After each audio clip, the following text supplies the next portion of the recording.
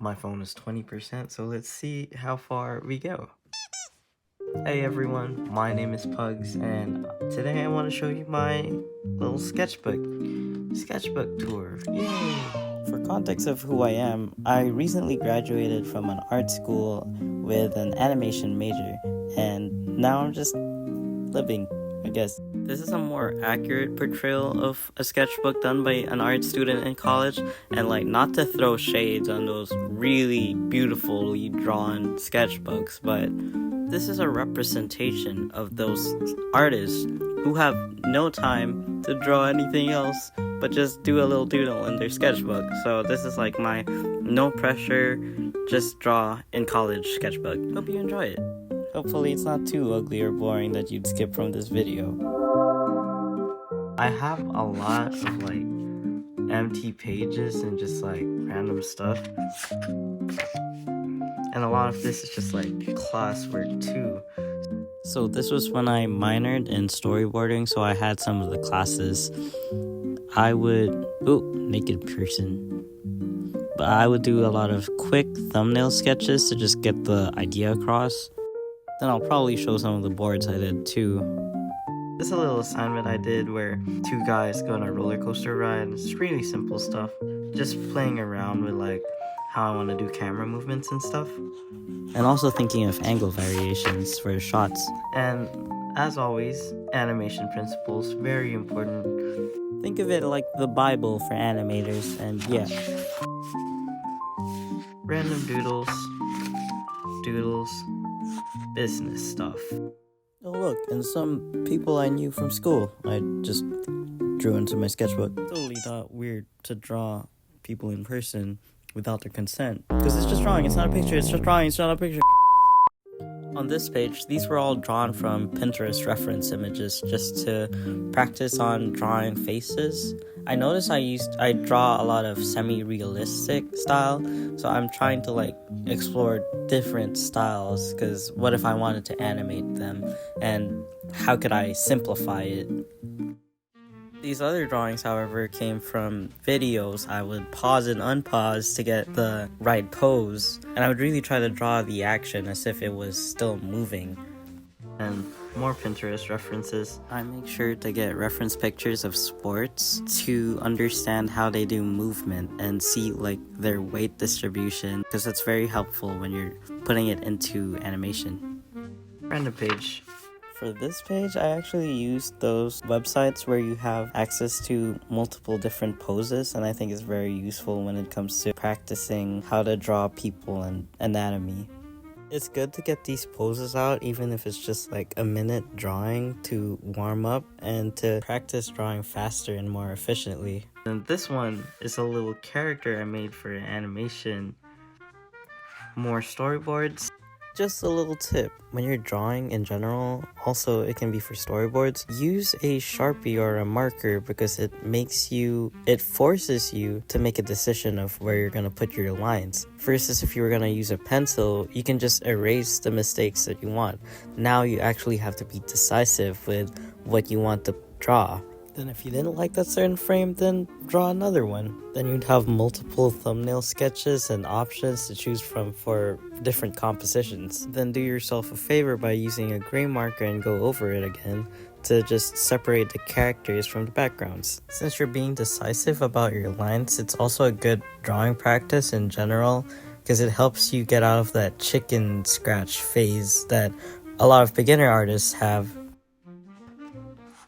Empty page. This one was for storyboarding club. We would pause the movie and we would just draw what was on there. That was really fun. Hands. This was another thing from storyboarding club. I did pencil on this, and I was having a fun time drawing this, and it's really helpful to study the composition of how people in the industry do their movies. Everyone else in the group was pausing it on quite a long time, so I was just sketching, because you were just supposed to do the sketches, basic sketches like this, but I was doing the whole detailed composition, the color and stuff, just because I was waiting. But these ones, I was just drawing what I saw, because I was trying to make it as fast as I could. This was when I was at the airport. This was when I was at a museum and I was trying to draw all the sculptures. That was fun to do. And you know, when you're like drawing in public, people will be like looking over your shoulder like, what's going on? What are you doing? Unfinished work. Unfinished work times 2. Sketches. Yeah, I was planning something here for my aunt. More Pinterest stuff, and this time with like markers as well. Wow. This one is drawing from life from when I was at the museum again, because like in the museum every second Sunday you can go there for free. So I would, instead of like drawing the sculptures because they were like the same sculptures that I saw, I would draw the people this time. Some new sculptures and then more people just standing, posing. And the real fun thing is they don't stand for a long amount of time. Maybe you get like a minute most, but yeah. This was actually for a sketchbook assignment I did for my effects class. So my teacher had videos where she would pull up effects like water and fire in different movies, and then she would pause it, and then we would draw each frame, and we would try to understand like how the water moves and how the air flows and put it into an animation.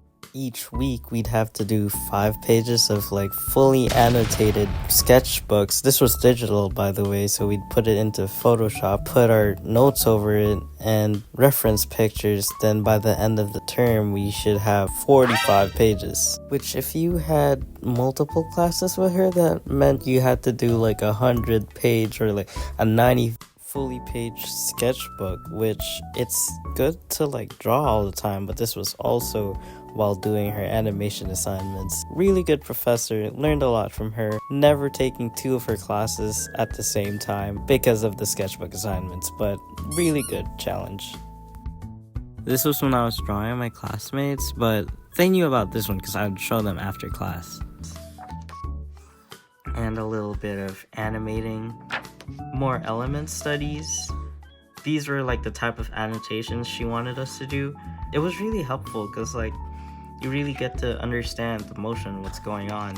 It's kind of funny because with the effects sketchbook assignment, you realize after like 25 pages that you've just been drawing water and fire essentially multiple times, just in different ways. Because you're constantly doing it over and over, you're really practicing where you kind of can't turn off that art brain of yours. So there was this one time I was walking and it was raining, and I was looking at this puddle and this droplet going into the puddle, and I was like, oh my god, I need to take a video of that. That's a really good animation reference because of like, look at the water ripples and how the water drops into the puddle. Then I realized I was geeking out about a water puddle.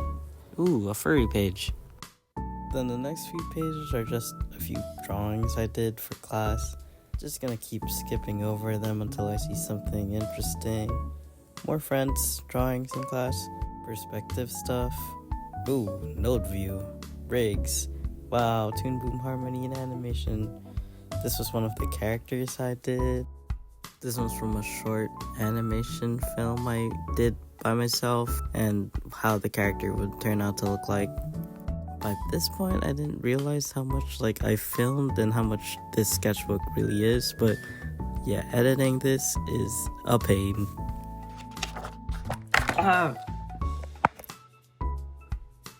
Stay. This was the next sketchbook assignment that the same professor assigned to us in the next class. So these are some of the pages I made digital, and I think I'm gonna show it up here if I find it. Yeah, after this class, she actually used my assignment as the example for the next class. This was like a back to basics moment to us, and it was a lot of like practice. She gave us this book focusing on like dynamic poses and keeping the movement within the pose, so a lot of bold strokes and action lines, which is really helpful when you're putting it into animation, so your animation doesn't look stiff and feel like it's not alive. Try to use different mediums as well to draw it. Like I'd use a pen or a marker or a pencils to have like different textures and experiment with like how each of it feels. By this time, before every class starts, our professor would put on this website called Bodies in Motion, I think. I'll put it up on the screen, where it would show a person doing an action and then it would have different slides of pictures playing at a rate of like a minute or 2 minutes each, and we had to draw and copy the pose onto our sketchbooks. On side note, I know a lot of these are drawn like from references from pictures that I find online, and while those websites with all those poses are very helpful, it's also good to draw from real life, like what I've been doing like at the museum or just like at the cafeteria or just my friends in general, because drawing from a picture versus drawing from what you see is totally different. It trains your brain to draw what you see from that certain angle, because when you're drawing from a picture, it's already at a fixed angle, you know what I mean? If you have access to live model sessions, those are really cool because those models are professionals and they're able to pose for a certain time at a certain way in good lighting, where you can just focus on drawing them without feeling weird that you're looking at someone for a long time. I think that's all really I mostly have to say. All of these are just repetitive practice things, which sketchbooks are supposed to be practice and repetitive and not look super pretty, because that's how my sketchbooks look like. It's nice to have a pretty looking sketchbook, but if you spend time worrying too much on the aesthetics and planning your page that you're not drawing and you're not constantly practicing, then you need to stop worrying about having the perfect page sketchbook and just start worrying about finishing the sketchbook and doing consistent pages. But yeah, first YouTube video finished. Now I just have to edit it.